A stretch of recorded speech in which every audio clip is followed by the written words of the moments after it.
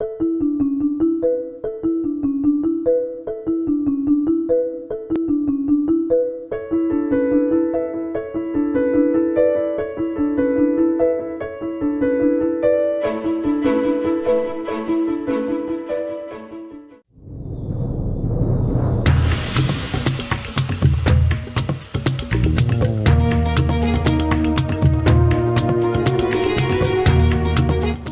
I'm Naisha McCauley, and you're watching AccessTV.org.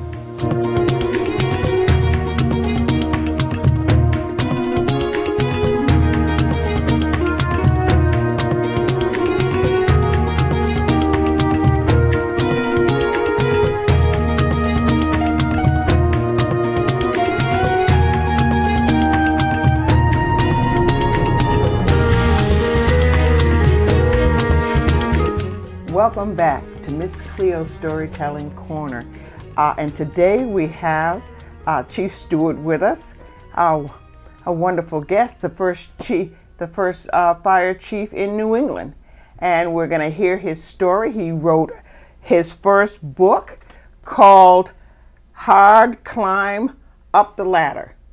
And his book is wonderful. I loved it because, it tells you so much about Hartford. And since I've been in Hartford my whole life, I thought I knew Hartford. But there were some things I did not know about Hartford that really surprised me. So we're going to talk to Chief Stewart. I want to just tell you a little bit about him before. I'm going to read just a little about him that's on the back of his book. It says, John B Stewart Jr. didn't set out to tear down racial barriers. He just wanted to be a firefighter. Even as a child, he knew he faced a significant obstacle. All the firefighters were white and he was black. Stewart joined the Hartford Fire Department in 1952. He was subject to entrenched institutional racism and overt segregation. Regularly passed over for promotion, Stewart persevered, becoming the first black fire chief in New England. He helped found the International Association of Black Professional Firefighters and worked to make life better for the Hartford poor and people of color. His contributions to Hartford are an inspiring legacy. Chief John B. Stewart Jr. lived a life of first. He was the first African American to operate a lathe machine. Yes. Is that how you say that? Lathe? Yes, you're right. Machine at the Hartford Machine Screw Company. One of the first two black cashiers in the New England A&P supermarket chain, one of the first three black drivers in Hartford's yellow cab fleet, the first African American to become an officer in the Hartford Fire Department, and the first black fire chief in New England's history. Stewart's path wasn't smooth. Deeply embedded bigotry stood between him and all his achievements. He credits his success to the blessings of family, friends, and the grace of a loving God. Co-author is Reuben Tendai, is an ordained minister of the United Church of Christ. He lives in Silver Springs, Maryland, and Harlem, New York. So I want to read that because you're a first in a lot of things in Hartford. And one of the things that I was surprised about in the book was the fact that when you were a little boy, you still wanted to be a firefighter. And I read that you were at the fire and you sort of describe that big fire in Hartford. Can can you just tell us a little bit about that? I know my parents were going to go, and then they didn't go, and you hear so much about it growing up. Yes. So it's firsthand. So tell us a little bit about that. I lived at the beginning of Barber Street, near the corner of Capon Street, and the circus, as you know, was maybe a quarter of a mile down the street. At that particular time, there was an empty lot between Charlotte Street and Cleveland Avenue. And every summer, the Big Top would come to town. Those of us 14 years of age, you had to be or more, would get those little jobs. And each summer, before my father sent me out to tobacco fields to work, I could work when the circus came in, and the assignment I had was taking the water from the hydrant and bringing it over to the elephant trough, which was located at that time, it's still Hampton Street, and the hydrant was near the corner of Barber and Hampton.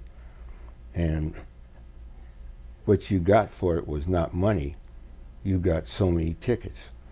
And if you worked the time when the elephants are out in their pens, and then when they went into the Big Top, you didn't have to worry about water. You filled up the trough and it was there and they came out. And it's hard to believe that in 1944 and 45, and whenever the circus would go to town, they would prepare the Big Top with paraffin and gasoline. And anybody today would recognize that was always danger. And they were blessed that nothing happened. And throughout the United States, and I guess the world, it sent a message to the outdoor big tops. And as you see today, when you do have a circus, and most of the time it's like Hartford, it's inside an arena. And for those that still use the big top, rest assured, the material is fire resistant, and also they do not treat it with gasoline and paraffin. Really, really hard to imagine that.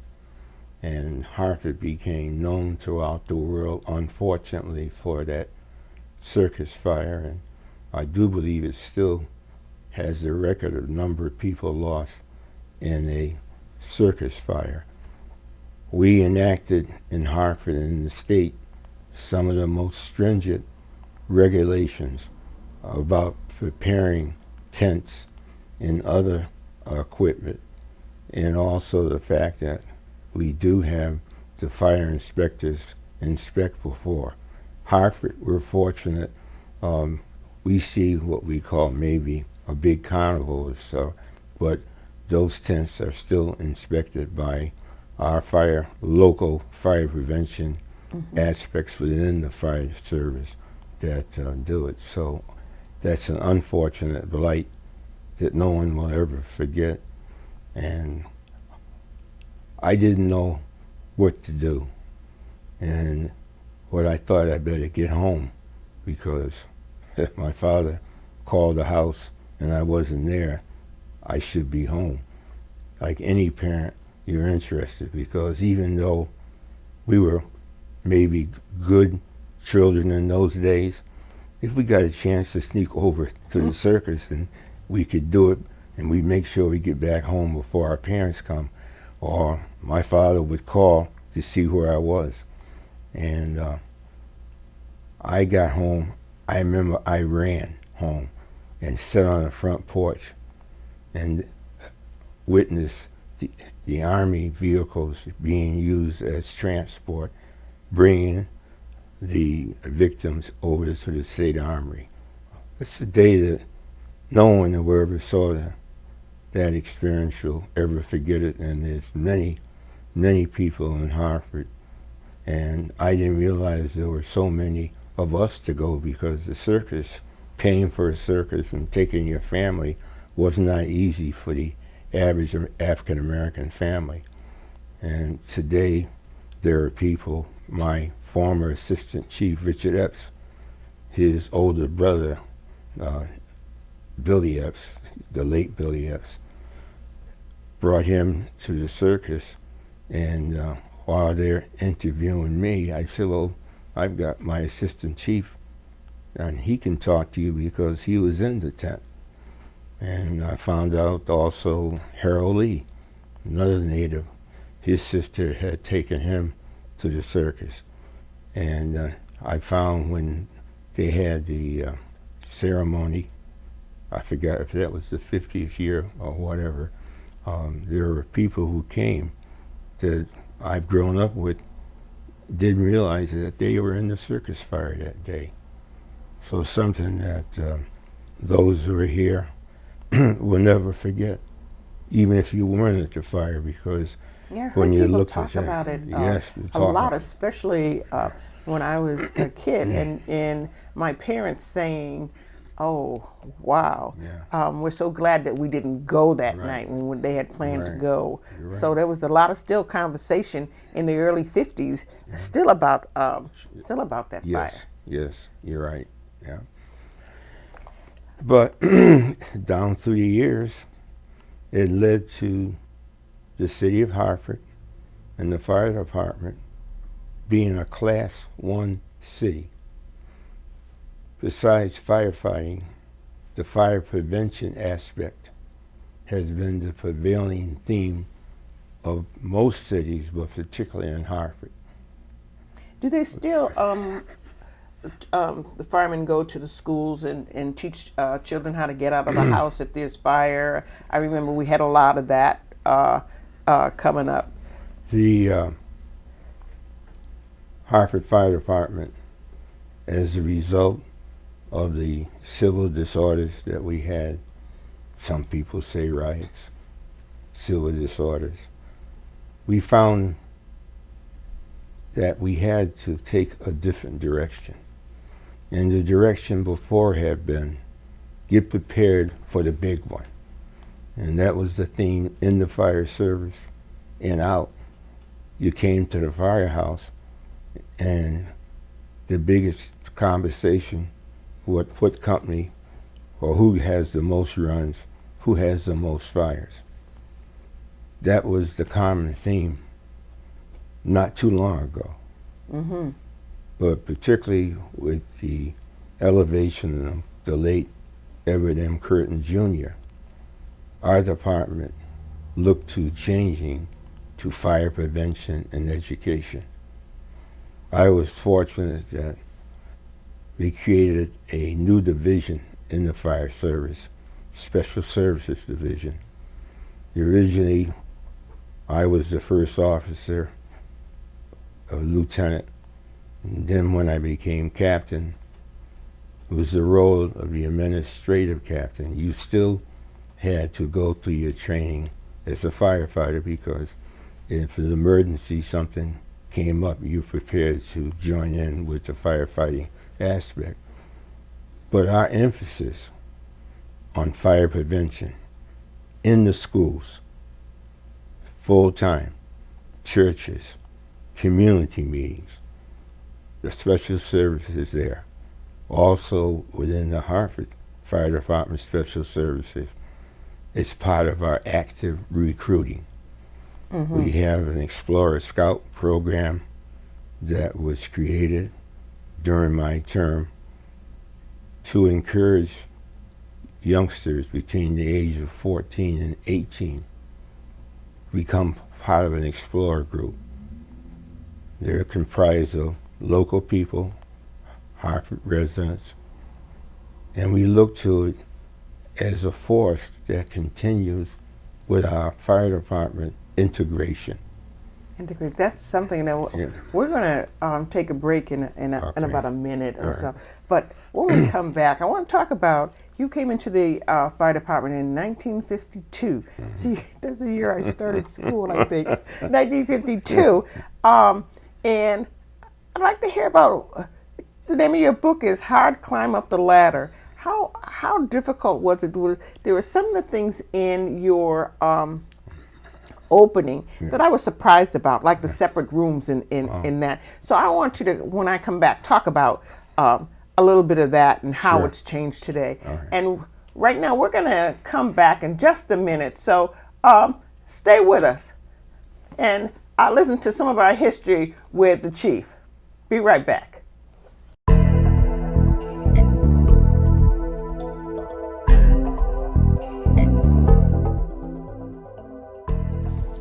Hi, and welcome to AccessTV.org. I'm your host from Shaping the Next Generation, Naima Jackson. Welcome to AccessTV.org. We're your hosts, Naima Jackson. And I'm Elijah Williams. Thank you for tuning in to Shaping the Next Generation. Today's special guest is Ms. Vicki Gallen-Clark. Ms. Vicki will stop by on the show to talk about her role in the Blue Hills Civic. Now, if you haven't heard about Blue Hills Civic Association, you should definitely look into it. It's located on Asylum. Now, if you don't know anything about Blue Hills, you should know that Blue Hills Civic Association, they will definitely help you get a step forward in your future. They'll help you figure out what you want to be in the future, because they definitely helped me. I figured out what I want my career to be, I figured out what college I want to go to, and I figured out what I want to major in. Blue Hills helped me because they helped me learn how to write a resume, a cover letter. They prepared me for an interview to get a job. Blue Hills Civic Association is definitely the perfect program for our youth today. Now, thank you for joining us on AccessTV.org. I like AccessTV.org because they offer us highlights on our local community that you don't get from Channel 3 or Fox News. They also gave us highlights from sports like track and field. So thank you so much for joining us. And all the youth out there, you should definitely join us at Access TV and definitely check out Blue Hills Civic Association, because it will help you, it will motivate you to get out there, look into our programs, and it will help you shape your future.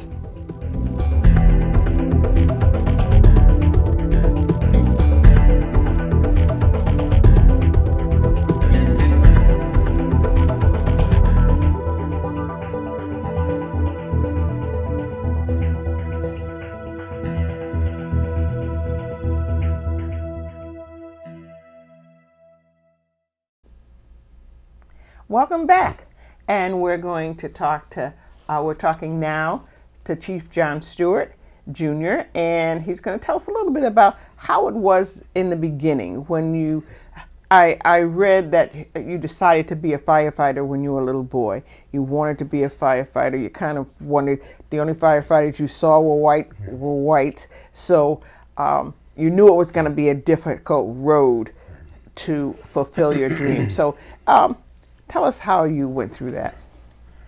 In 1948, City Hartford changed from a strong mayor to a city manager, weak mayor system.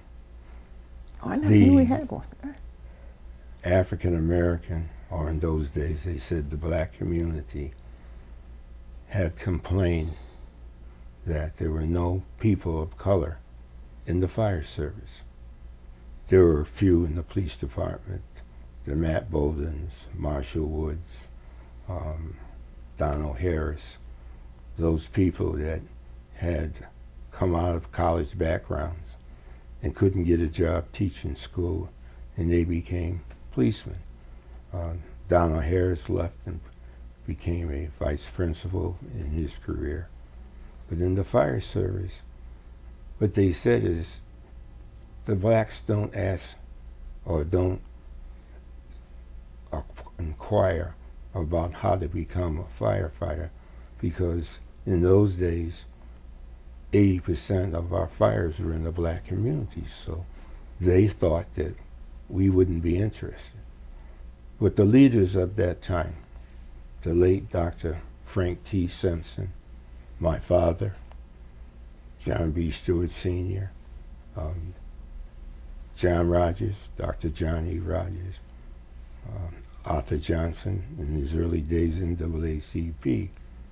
In the changeover, they met with the political process and said that when we change over to council manager form of government, no longer does the mayor make the appointments, and the appointments had been in the fire department by who you knew.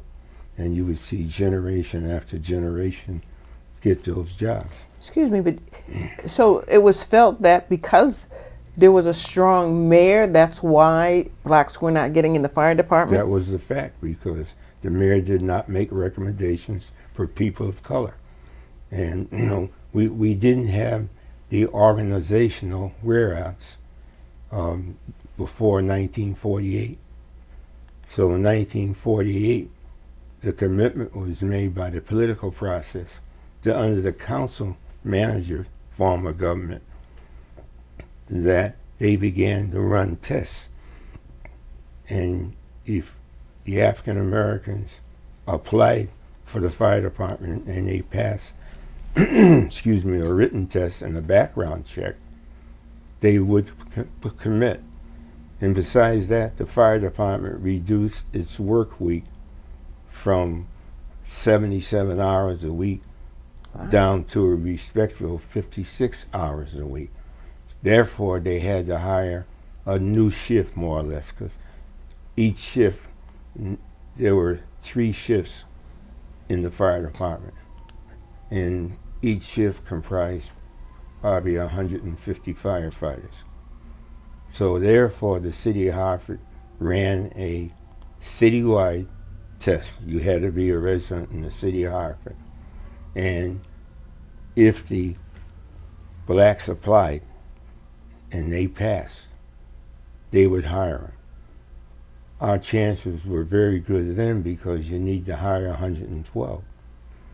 And that's when the first 6 blacks were made. It was Benjamin Laurie, George Hayes, James Lewis, Harry Ash,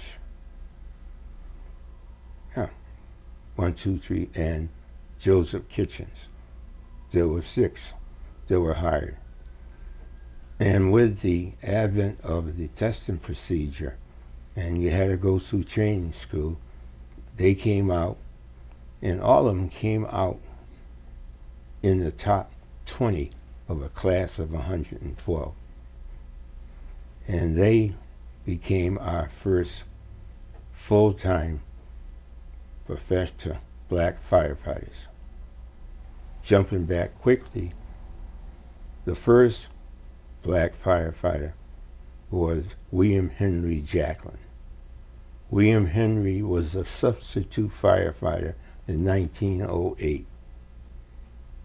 And in I believe it was 1918, but the book will tell me if I'm wrong. William Henry Jacklin was informed that they were going to hire full-time firefighters. But if he wanted to come on the job, they didn't know where he would sleep because the white firefighters would not sleep in an open bunk room with him. He resigned his position as a substitute firefighter, and he left broken-hearted. But he was the first one of color, and probably for our research, we have to look to maybe Cambridge, Massachusetts, where there was another African American in New England. Now back to where we are today. They, under the charter form of government, they had to implement a testing procedure for drivers, lieutenants and captains, and in the Fire Prevention Bureau, and in the training division. They didn't implement it until after I came on. And in 1953 is when the blacks that were there in 1948, along with the other department, they were eligible to take the test. There was apprehension about running the test in that those original 5 that came on, because Joe Kitchens left the fire service after 2 years. whatever reason, no one knows, but I would like to think that some of us just not going to take some of the things that happen. Probably leave that alone. Excuse me, you think that it probably, or maybe that it was because of the institutionalized racism that he could not take? Yeah. You're thinking, not that you know, but you're thinking that because there was a lot of it. Oh, yes. Yes. In that time? Everybody wasn't going to take that. Everybody didn't want to be a pioneer. And besides that, you had the dangers of the job, period. And you rely on buddy-buddy system. And some of our fire services in this country, when the firefighters came on, there was so much anti-hiring blacks at that time. You never know what could happen at a fire. So you because you rely on buddy-buddy stuff. Right. I don't believe that happened here. In fact, as we look through the years, they would probably run ahead of you to rescue someone, then come back to the firehouse and don't want to talk to you or don't want to say. But when you went out, one thing about the Hartford Fire Department, we didn't see that aspect, not on the fire ground. But to answer your question, those that came on the job, white or black, had at least a high school education. Some had college, some had other experiences. So the word was passed for us not to take the test. That also meant some of the whites that came on after 48, because the people that have those driving jobs, those lieutenants and captains and all that, they ran a test for drivers. And some of the ones that had been driving prior to 1948, there was a feeling that their educational level couldn't compete with these newer ones, and we were included. And the word was passed. I didn't take it. Probably if I look back, I didn't want to take the chance of, you knock somebody out of a job, I'll wait my turn.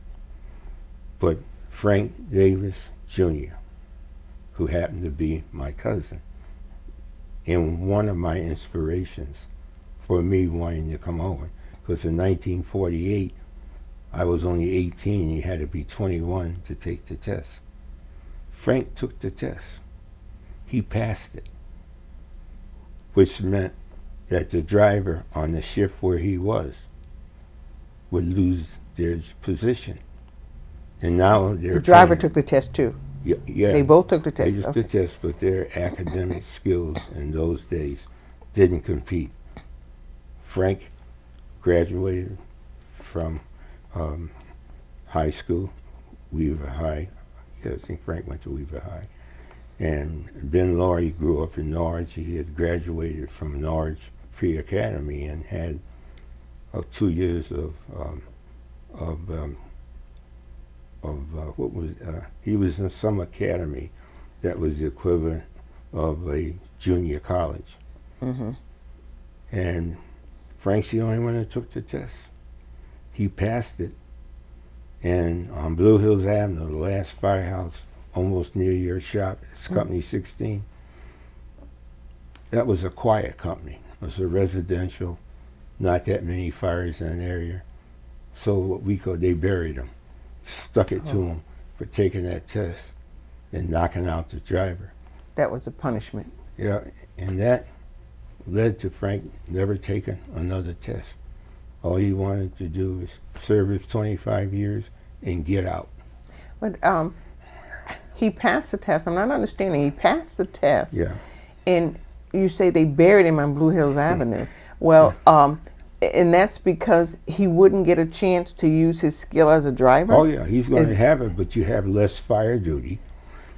And we thought, because at that time, Blue Hills hadn't begun to become really integrated, as you well know, yes, into the early 60s, late 50s, and it was still predominantly white.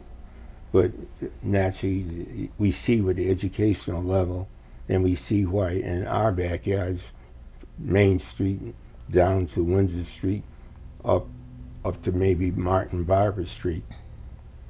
We had, don't forget, we had the oil burner kerosene, and you bring it up from the basement, and we've had many fires from there. And our housing was not of the best. It began to, deteriorate. People couldn't keep the repairs up at that time. So the result is that it's kind of, if we thought that any of us that passed it would remain in our community, so our communities and the children can see us. So when you get an assignment of being put out way out New Britain Avenue near the West Hartford line, and then 16, so it was like going out where there's no fire duty and there's nothing there. And who's going to see Frank if there's a fire down in our backyards, and that's where the fires are. To inspire little kids. There's a terminology that we use, a variant, but you like to stay in your own community so you can be that example. Right. And Harry Ash took the test, and he was one of the first 6 that came on. And he stayed a pump operator until he retired. He didn't want to become an officer. There was no incentive in those first 6 that came on. And I would say that I began the process of, we need to get together. And that was the idea behind the Phoenix Society. It was based on New York City. In order for those African-American firefighters in New York City, which is always our prime example, they struggled and they tried to fight the system, but they didn't get the promotions either. So we thought that we need to form and find out, what books do you study? What happened in your firehouse? Because in the first 10, 15 years, evidently we didn't have probably 30, 40 firefighters. And when you put them over 3 shifts, there would be some companies that didn't have any black at all. So we would meet twice a month because of the rotating of the shift. By meeting the first and third of each month, then you have a chance to interact. What happened in your firehouse? What's going on? How do you cope with this? If they do this, if they get up and walk out, what do you do? And we always said, when that bell hit and the alarm went off, no matter what treatment or how we interacted, we did stay together through the alarm, whatever the incident, and come back to the firehouse. And then we related to each other. And that was the basis of ethnic organizations. Some people thought that maybe we're going to form our own union. But that was not the kind. They misunderstood. In New York City, they have the Emerald Society, Italian American Society. They have the, there wasn't that many Chinese. The main was the Italian Society, the Emerald Society, and the Vulcans in New York City. Those organizations were the catalyst for other cities like Hartford. After our Phoenix Society's mission was better understood, the Irish, so there's the Irish American Society here, and there's the Italian American Society. And there never were too many Jewish people. The Jewish people seemed to assimilate through their family backgrounds, doctors, lawyers, business people. So that's why you don't find that many of the Jewish race in public service. And that holds back on fire and police. It's just one of those things. And we don't have too much time left, but is it better now, or is it just different? Is it better now, or is it just different but the same? No, it's better now. In fact, during my term, when I began to understand the promotional system, having lived through it, and we made the changes. If you look at the announcement for a fire department exam, on the back of the job description, they have to put in the books and the materials that they use for that exam. Now that was a big changeover. And the Phoenix Society was in the background. And I was allowed by former Chief Everett M. Curtin Jr. and later city manager to work with the personnel department. And so anytime there's a test, you know where your material comes from. The only thing you can't control is that there's always an oral part of it after you pass the written. My days, I had 86, 87 in the written, but when it came to the oral panel, I had 72, 73. That's no longer there. We have integrated. When I was in that position, I knew of other black officers in other cities.